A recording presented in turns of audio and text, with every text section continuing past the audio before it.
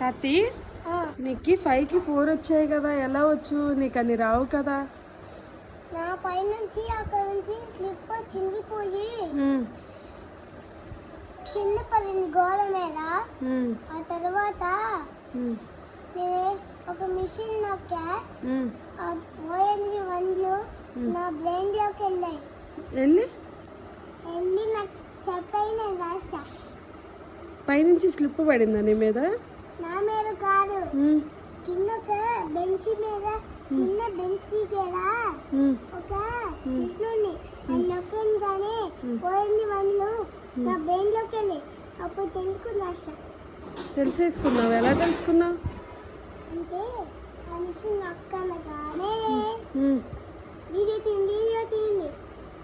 Video తీస్తున్నాలే కానీ నీకు వీటిలో అన్నీ తెలుసా? నీకు అసలు ఏమేం తెలుసు? ఏమేం తెలుసు చెప్పమంటారా? చెప్పండి. ఇటు తిరిగి చెప్పు, ఇటు తిరిగి చెప్పు.